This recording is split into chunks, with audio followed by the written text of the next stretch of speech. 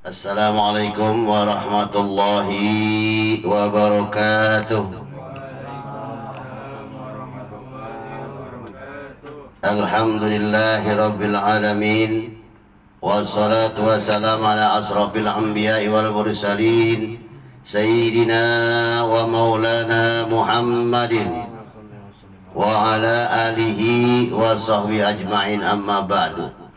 Radina billahi rabba wa bil islami dina wa bi muhammadin nabiyya wa rasula. Rabbi jidna ilma warzuqna fahma. Rabbi shrah sadri wa yassir li amri. Rabbi shrah sadri wa yassir li amri. Rabbi shrah sadri wa yassir li amri wahlul 'uqdatam bil lisani yafqahu qawli bi rahmatika ya arhamar rahimin.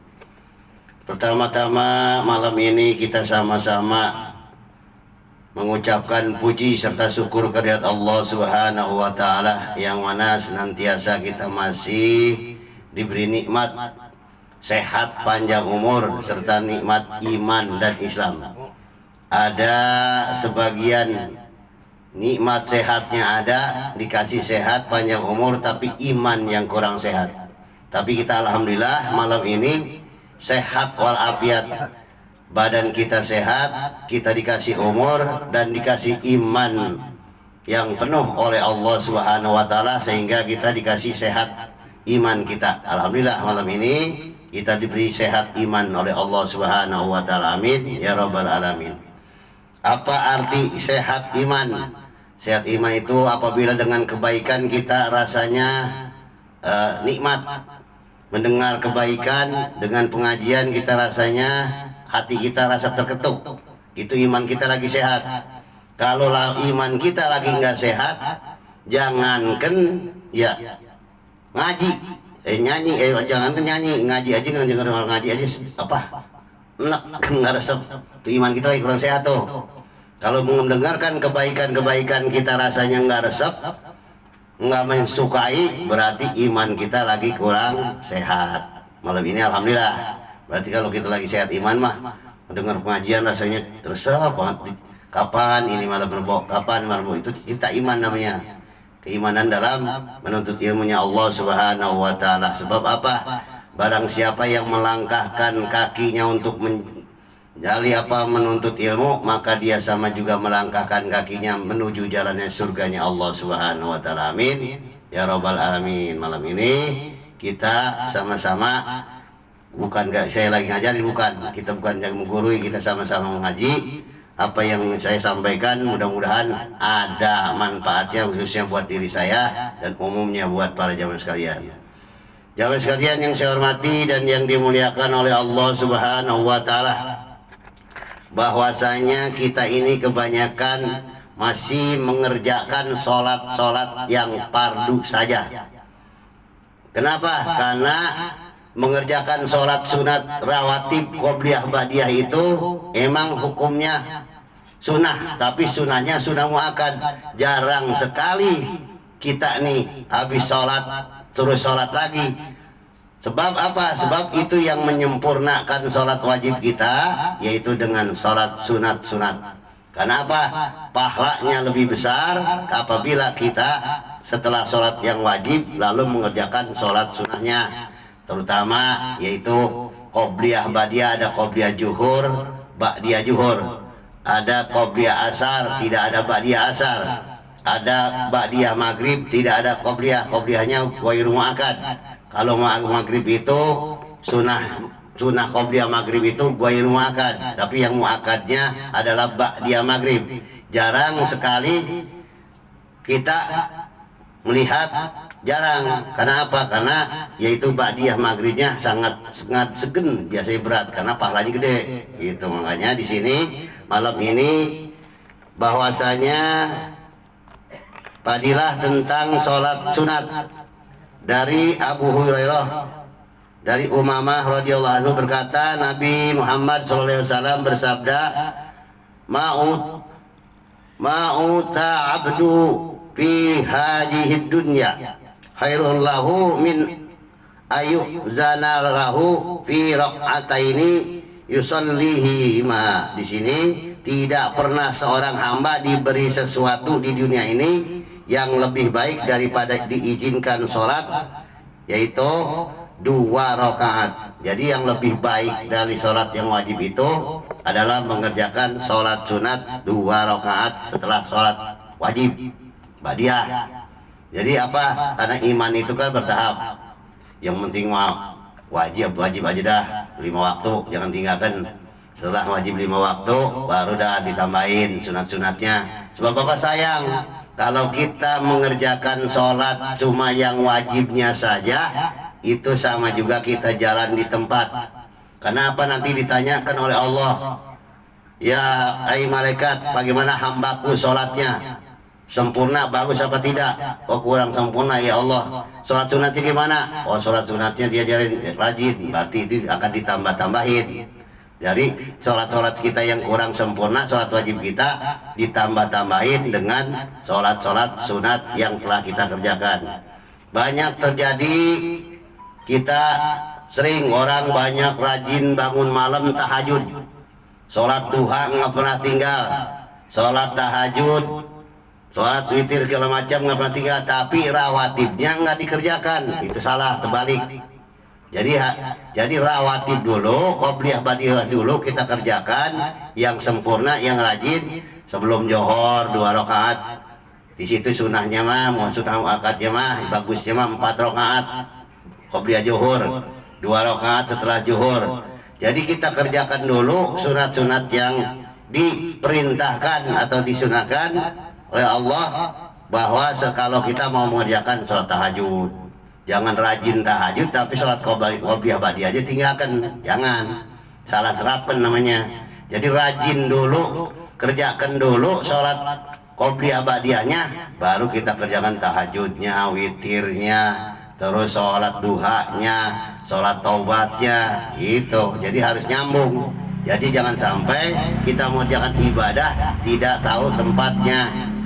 Jadi tahajud cuma rajin, bangun malamnya kalau sholat mah yang wajib doang, gitu. Jadi kita harus terapkan yang sebenarnya.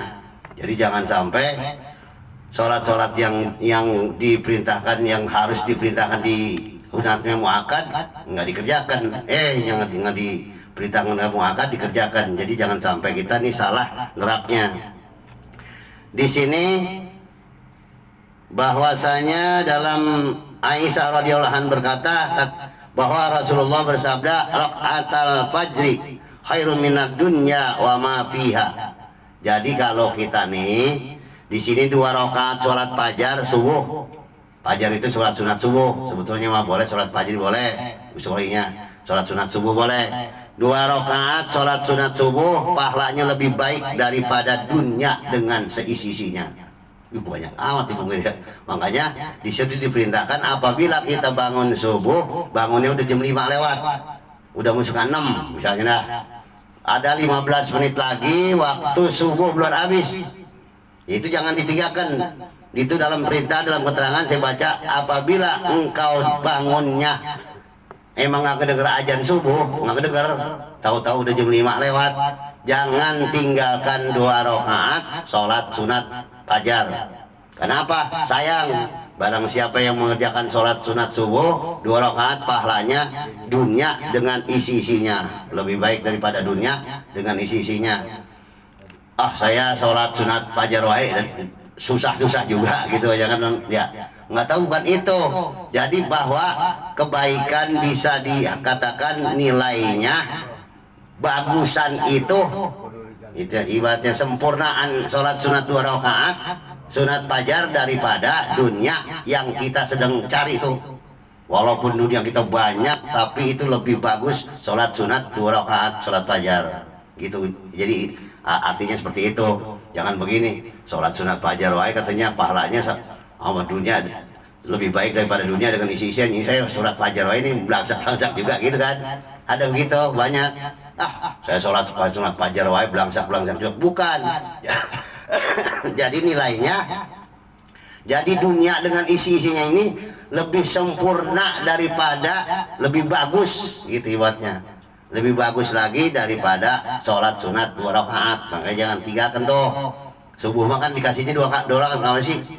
Bangun pagi sholatnya cuma 2 rakaat, sholat subuhnya nggak banyak, nggak kenapa sih? Kalau Johor mah sedang tengarinya itu kan, sedang panasnya. Johor kok sholatnya 4, ada di sini ada perintah mengatakan qobliyah Johornya harus 4, bukannya 2 gitu kan di perintahnya. Kenapa sih subuh mah yang sedang enaknya apa, sedang enak nikmat, kok sholatnya cuma 2? Nah itu makanya di dalam sholat fajar subuh itu kita diperintahkan untuk zikir kepada Allah Subhanahu wa taala setelah sholat. Misalnya kita punya dawam selawat 1000, misalnya selawat Jibril 1000 habis subuh, di situ disuruh baca Quran, zikir. Jadi nggak diperbanyak sholat di situ. Makanya sholat sunat 2 rakaat, sholat sunat fajar itu pahalanya lebih baik daripada dunia dengan seisi-isinya gitu. Makanya jangan sampai kita nih ini mah mengingatkan kita kalau udah rajin sholat fardunya yang 5 waktu, jangan tinggalkan sholat qobliyah ba'diyahnya, itu rawatib. Jadi harus tahu rawatib yang muakkad yang mana. Nih misalnya maghrib itu boleh dikerjakan, nambah pahala qobliyah maghrib boleh, karena itu nggak dikerjakan itu gue muakkad. Tapi ba'diyah maghribnya adalah sunat muakkad, udah mendekati daripada wajib. Jadi dikit lagi udah wajib tuh muakkad mah, jangan tinggalkan. Jadi jangan sholat fardunya doang. Maghrib habis 3 rakaat, habis maghrib angguran tiduran, angguran pergi dari misalnya bangun dari masjid nggak sholat lagi, jangan sayang. Kenapa? Karena itu yang menyempurnakan sholat wajib kita. Sayang kalau kita sampai tua, sampai mati belum ngerasain sholat sunat muakkad, apa sholat sunat rawatib, sayang kita. Kenapa? Karena sholat wajib mah itu ibarat orang dagang mah modalnya, gitu. Modal dan semua itu merangkap semua. Barang siapa yang mengerjakan sholat wajib, dia ibadah apapun diterima. Sedekah diterima, zakat diterima, puasa diterima, segala macam ibadah-ibadah yang lain yang sunatnya diterima karena dia mengerjakan sholat wajib. Tapi meninggalkan sholat wajib, di sini ada nih bab sholat. Barang siapa yang meninggalkan sholat wajib yang 5 waktu, maka amal ibadahnya itu kalau kita secara kasar mah ditolak oleh Allah karena nggak ada tempatnya. Karena tempatnya wadahnya adalah sholat tiang agama. Jadi itu ya karena sholat wajib itu ada sholat ya seperti dikatakan sama juga tiang. Yaitu kalau nggak ada tiangnya, genteng juga nggak bisa nempel, ya kan? Segala macam juga nempelnya. Makanya yang wajibnya dulu kerjakan yang sempurna. Jadi jangan sampai kita mengerjakan wajib terus dari muda sampai tua wajib doang. Itu sama juga di jalan di tempat, ntar nggak ada tambah-tambahan, ibarat nanti bolong pas kita lagi sholatnya nggak khusyuk. Allahu Akbar, pikiran kemana-mana. Sholat wajib sunatnya kita kerjakan, bisa ditambah, bisa disempurnakan dari sholat sunat kita, begitu. Jadi jangan sampai kita termasuk orang yang rugi, karena di sini jelas bahwa orang yang di sini sebaik-baik manusia adalah yang panjang umurnya dan baik pula amalnya. Seburuk-buruk manusia yang itu panjang umurnya yaitu jelek amalnya. Jadi yang baik, orang yang sebaik-baik manusia itu panjang umurnya, baik amalnya. Gitu. Makanya kita nih ngaji udah bertahun-tahun di sini, udah hampir 10 tahun di jalan.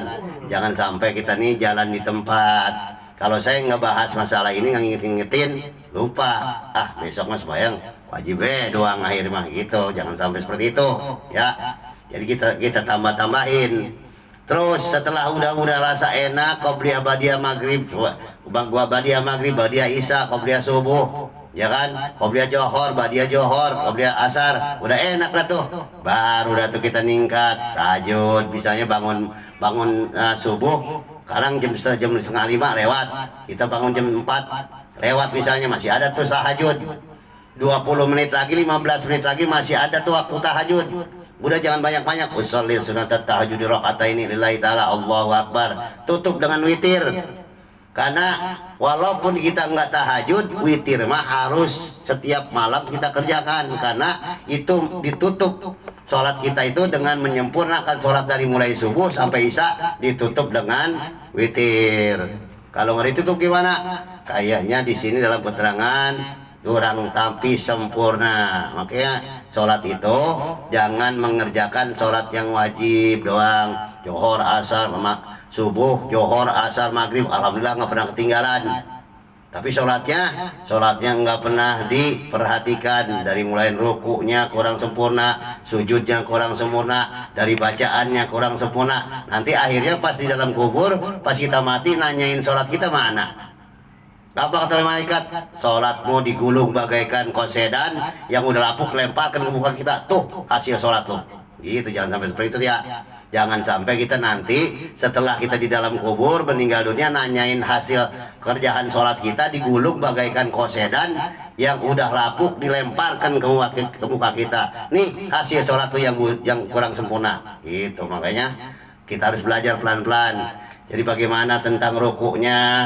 Rukuknya harus benar-benar, jangan sampai belum apa nonggeng bener belum lurus udah bangun lagi. Jadi harus tumanina. Ya sujudnya gimana? Sujud laki-laki bagaimana? Sujud laki-laki itu dari jempol kita ini, jempol tangan sejajar dengan ujung telinga. Terus diangkat sikut kita yang dikatakan subakum rahimahullah. Jadi untuk menyempurnakan sholat kita ini rapatkan barisanmu gitu, dan meluruskan barisanmu. Ini di sini dari sikut sama sikut kita. Bukan kaki kita diinjak, bukan kelingking kita yang diinjak, bukan. Ini jadi sikut antara sikut dengan teman kita sebelah sama sebelah itu bersentuhan. Itu jadi diangkat kalau buat laki-laki mah ya, diangkat sikutnya. Jadi kita nih jangan sampai berpuluh-puluh tahun sampai meninggal dunia sholatnya rajin, apalagi sholatnya di rumah mulu ya, sholatnya nggak pernah berjamaah. Pas itu sholatnya kurang sempurna, yaitu nanti takut-takutnya pas kita meninggal, pas dinilai sama Allah, digulung bagaikan kosedan, dilemparkan ke muka kita. Gitu, makanya sholat itu banyak ilmunya, dari mulai kita dari tentang apa ibaratnya, tentang prakteknya, dari mulai usoli, kita berdiri di atas sejadah. Itu mata kita harus tunduk menghadap kiblat, menghadap apa sih ibarat tempat sujud kita. Usolli fardhu maghribi salasa rakaat. Misalnya usolli nggak bisa, langsung dah aku niat sholat fardu maghrib 3 rakaat, menjadi makmum atau sendirian karena fardu, karena ta'ala Allahu Akbar, angkat tangan kita begini sampai ke telinga. Itu supaya telinga Allahu Akbar. Sunnahnya yang bagaimana supaya dapat pahala? Tangan kanan dulu turun. Ini orang katanya sholat diputar-putar, bukan diputar sebetulnya bukan diputar. Jadi ya sunnahnya itu Allahu Akbar, tangan kanan dulu turun.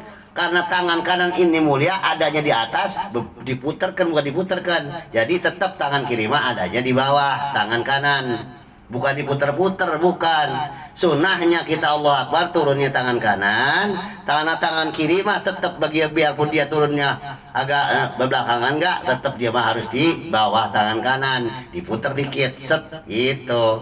Makanya suka ngeliatin saya tuh buat saya putar, karena guru saya ngajarin di sini juga keterangannya bahwa apabila kita sholat sholli fardhu maghribi salasa rakaatin sabila kiblati ada nilai ta'ala Allah, turun tangan kanan yang harus turun duluan, itu sunnahnya.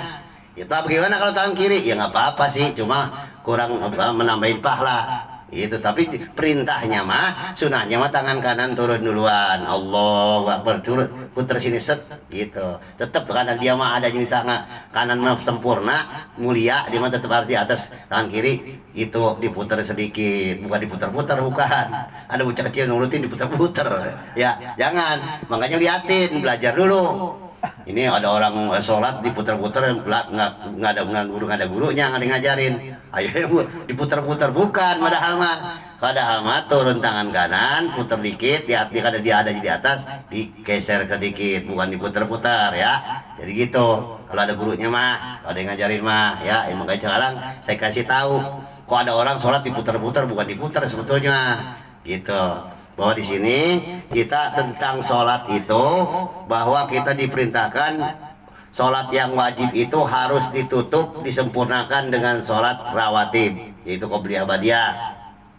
Di sini bahwasanya tidak dapat menjaga untuk tetap dapat mengerjakan sunnah subuh fajar itu kecuali seorang awam yang tekun taat ibadah pada Allah. Jadi termasuk nih, kalau kita udah merasa tekun, kalau kita ketinggalan itu sholat ba'diyah qobliyah subuh, itu boleh dikodoin ya. Kalau misalnya kita pas datang ke masjid udah ajan, udah qomat, nah nanti kita sholat sunat, karena sayang kita udah nggak pernah ketinggalan sholat sunat fajarnya, sholat sunat subuhnya, tapi jangan di masjid.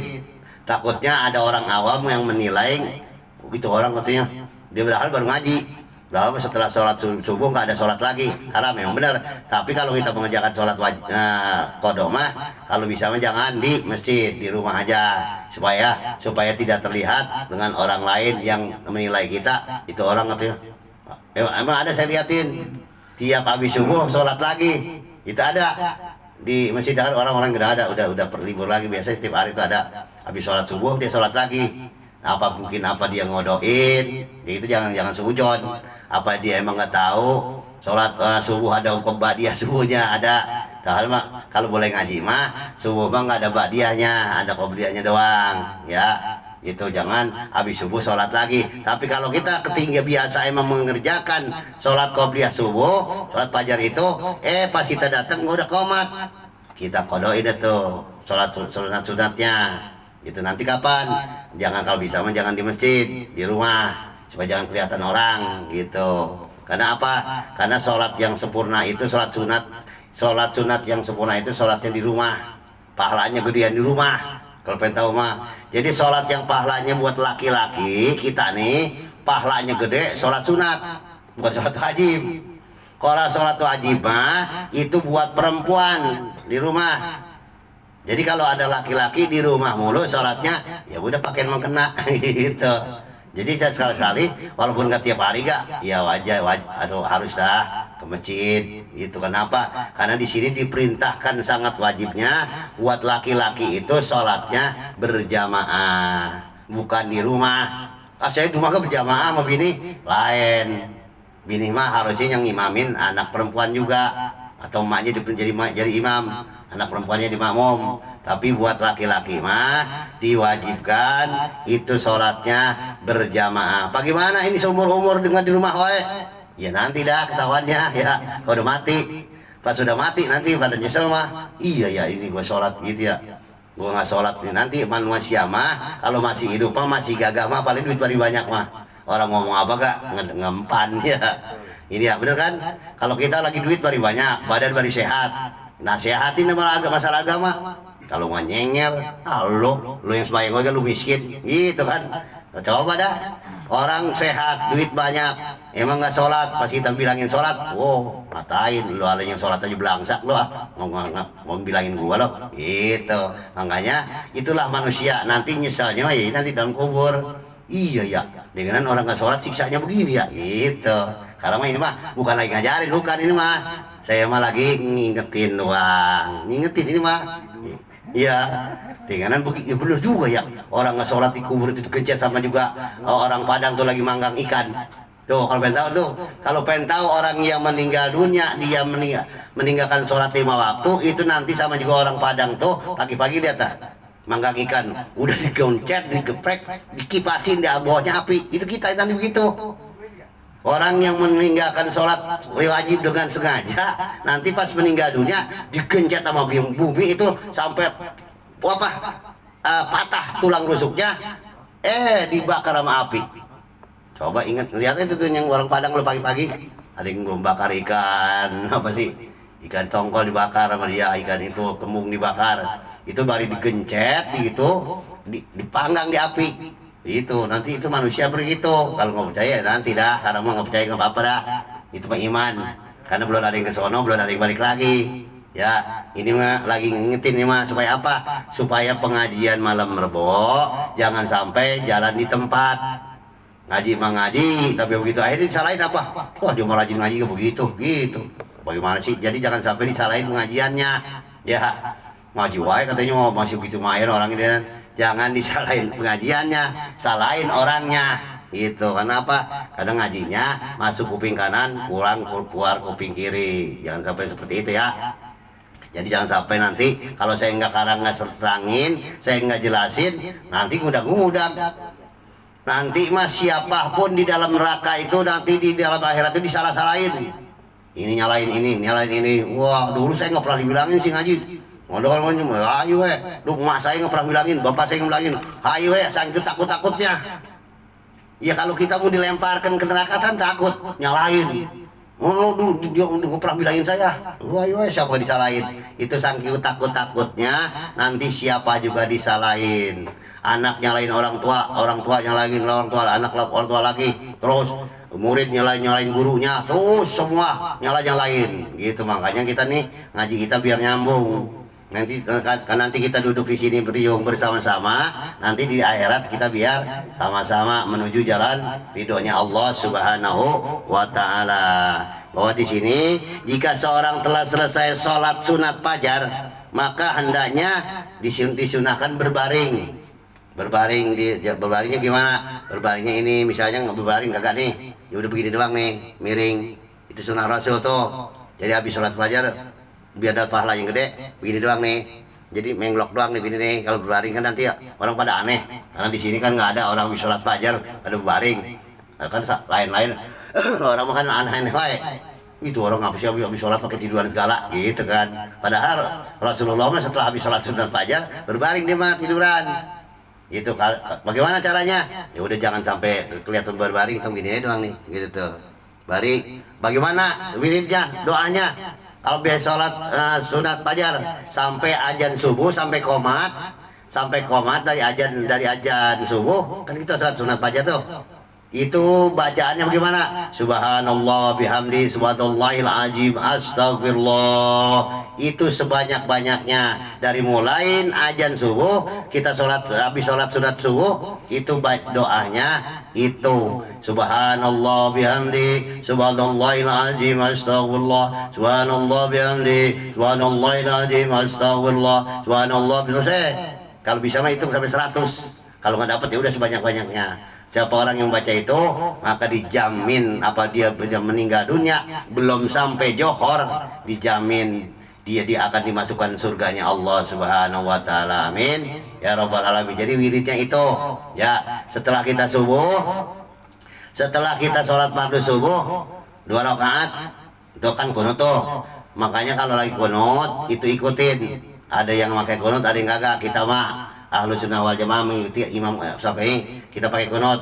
Allahumma hdina fiman hadait. Amin. Jangan begini aminnya. Amin. Kalau aminnya pendek artinya lain. Jadi amin. Amin. Kenapa? Kita minta diterima doa orang yang mendoakan itu. Karena itu lagi doa gitu. Terus bagaimana doanya kalau kita sendiri? Terserah di dalam hati. Kalau bahasa Indonesia dalam hati jangan diucap. Minta dari situ tuh. Gitu, makanya di situ mustajab sekali doa kunut itu mustajab sebetulnya mah doa yang tidak pernah ditolak oleh Allah Subhanahu wa taala karena doa di dalam sholat. Jadi sini sholat fajar itu maka hendaknya Rasulullah itu berbaring sedikit lagi. Sebaik-baik surat dibaca dalam sholat sunat fajar subuh nih sebaik-baik ini yaitu qul ya ayyuhal kafirun sama qul huwallah. Tapi kalau pengen ditambahin boleh. Barang siapa yang ingin dijauhkan dari segala macam penyakit-penyakit yang tidak ada obatnya. Ini ada kan orang udah berobat sono kemari nggak waras-waras gitu kan. Nah boleh didawamin sholat sunat subuh itu ayatnya alam nasroh sama qul ya. Terus ya rakaat kedua ku alam taro sama qul huwallahu ahad. Silakan kalau begitu mah. Itu di situ dalam keterangan Barang siapa yang mendawam sholat fajar, sholat sunat subuh, ayatnya alam nasroh sama kuliah, yang keduanya alam taro sama kulhu, maka akan dipelihara, dicegah oleh Allah dari penyakit wasir dan penyakit-penyakit yang sangat memberatkan. Jadi kita dipelihara tuh, nggak dapat, jangan nanti kalau kita dawamnya sholat sunat fajarnya kuliah sama kulhu, alam nasrah sama kuliah, alam taro sama kulhu, maka kita akan dipelihara. Misalkan dapat penyakit ya ngeberat-berat amat, paling nggak pilek batuk mungkin 2 minggu nih pilek, udah alhamdulillah, rokok masih doyan, madang masih doyan, terima kasih ya Allah, engkau telah ngasih saya penyakit batuk sama pilek gitu. Jangan berjangkit, buset ya gitu. Kasih penyakit pilek doang udah berjangkit, wah jangan. Alhamdulillah Allah, kalau engkau kasih aku nih penyakit batuk sama pilek doang. Kenapa? Karena masih bisa madang, masih bisa jalan, masih bisa usaha. Noh, saudara teman kita udah 2 bulan, udah setahun ngejopak wae, berak di situ, kencing di situ, ya kan? Ada yang digotong-gotong, ada yang ngomong juga nggak bisa. Gitu, makanya kita bersyukur kalau kasih sakit yang ringan-ringan mah ya alhamdulillah, karena barang siapa yang diberikan penyakit oleh Allah itu mengurangi dosanya 1 detik sampai 2 minggu nih misalnya batuk, kita mensyukuri alhamdulillah saya mah sakit batuk doang, ya udah itu mengurangi dosa-dosa kita yang dosa-dosa kecil, terutama bukan dosa besar. Kalau dosa besar mah harus taubat tanan suha. Jadi setiap yang diberikan musibah, seorang mukmin yang setiap harinya dikasih musibah, berarti Allah sayang mengangkat dosa-dosanya yang sangat banyak pelan-pelan. Misalnya seperti saudara kita, teman kita nih, Bapak RT Endang. Kenapa sih sakit ini nggak hilang-hilang pusing? Kalau belum habis itu dosanya, belum hilang pusingnya. Gitu. Di situ ada keterangannya. Barang siapa yang dikasih sakit pening kepala, itu menghabiskan, merontokkan dosa-dosanya. Gitu. Jadi jangan sombong gitu dikasih sehat. Nih kayak gua nih, dari dulu gak pernah sakit gua mah. Berarti Allah nggak sayang, nggak pernah tegur-tegur acan. Gitu. Jadi kalau kita ada sakit mah, berarti kita dikasih peringatan oleh Allah Subhanahu wa Ta'ala. Jadi saya baca tentang itu malam ini tentang sholat sunat rawatib. Jadi yang harus kita kerjakan, jangan sampai kita sholat berpuluh-puluh tahun, bertahun-tahun, tapi sholatnya yang wajib doang. Yang wajib wajib gak asal-asalan. Kadang saya lihat ada orang sholat wajibnya rajin, asal-asalan, sujudnya juga asal mentok doang. Diam minimal subhanallah a'la wa bihamdi, minimal segitu. Tumanina subhanallahil azimi wa bihamdi, udah segitu. Kali banyak 3 mah kelamaan, minimal itu tumanina begitu. Ini kadang baca, kapan bacanya? Belum sampai ruku udah bangun lagi, belum sampai sujud udah bangun lagi, kapan bacanya? Itu sholat yang rusak. Terus masuknya seburuk-buruknya pencuri, sejahat-jahatnya pencuri adalah orang yang pencuri sholat. Itu curi sholat namanya. Ya jangan sampai kita nih sholat bertahun-tahun, sholat yang wajib doang. Setelah sholat yang wajib doang, sholat yang nggak sempurna, Fatihahnya nggak pernah dipelihara. Makanya Fatihah mau belajar dah, apa petua jangan sampai bosen ya. Baca Fatihahnya yang benar. Kalau ayatnya mah yang kita ingat-ingat yang kita apa, yang pendek-pendek, kalau yang panjang-panjang nanti kepletot ya. Yang kalau masalah ayatnya mah terserah kita apalnya, nggak diharuskan karena itu sunat, kagak dibaca aja udah sah. Kalau sholat wajib mah jangan sholat sunat sholat wajib ayatnya mah nggak dibaca juga sah. Jangan sampai kita baca yang panjang tapi kepletot, kemana tahu, jangan. Jadi sholat itu bukan dipandang bacaan panjang banyak ayatnya, bukan. Yang dilihat sama Allah itu kehusuan kita dan keikhlasan kita. Kalau kita udah niatnya ria baca sholat baca ayat yang panjang, niatnya pengen di alam, ya udah gugur itu amal sholatnya. Ya hati-hati nih, hati-hati. Ya hati-hati. Jadi kita sholat nih, kalau jangan pengen dipuji sama manusia gitu, jangan sholat sendirian mah ayatnya yang pendek-pendek, so pas jadi imam ayatnya panjang, harus sama. Jadi jangan sedikit pun ada di hati pengen dipuji oleh manusia, maka gugur pahala sholatnya gitu. Jadi Fatihah itu wajib dalam sholat, makanya harus dipelajarin. Anak kita udah bisa belajar sama anak kita. Jangan sampai ini kita nanti menyesal setelah meninggal dunia, kita menyesal dengan ini sholat gua nggak ada apa-apanya gitu. Makanya dari sekarang nih kita sempurnakan dengan sholat berjamaah pelan-pelan. Kalau ada saya kasih sehat mah, nanti mah kalau kita udah stroke, udah jalan kita udah titah boro-boro ke masjid. Jadi ke masjid itu mumpung kita lagi sehat. Laki mah kudunya sholatnya di masjid, perempuan di rumah ya. Jangan sampai kita nih termasuk orang yang dinilai sholat kita nggak ada apa-apanya.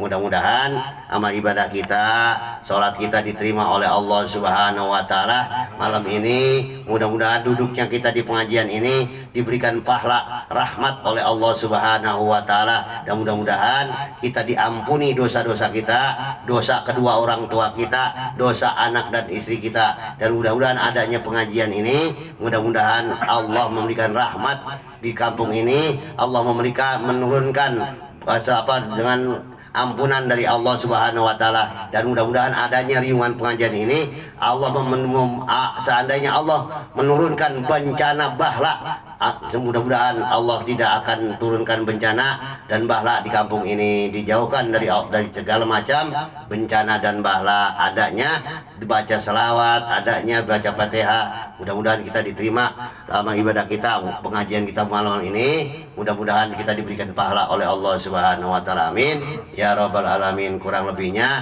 apa yang saya sampaikan, misalnya salahnya datang dari lidah saya tidak niat ngajarin, tidak niat nguruin, ini malah lagi ngingetin tentang sholat mulu, apa? Karena sholat mah utama ya. Mudah-mudahan sholat kita nanti kita pelajarin pelan-pelan. Nanti di sini pengajian udah lama begini, nanti kalau ada guru yang bisa ngajarin Fatihahnya pelan-pelan supaya gugur kita semua dalam ibadah kita. Yang saya sampaikan ini salahnya datang dari lidah saya dan benarnya datang dari Allah dan Rasulullah. Wallahu a'lam bishawab. Mudah-mudahan saya mohon diampuni oleh Allah Subhanahu Wa Taala. Kurang lebihnya saya mohon dibukakan pintu maaf yang seluas-luasnya. Wassalamualaikum warahmatullahi wabarakatuh.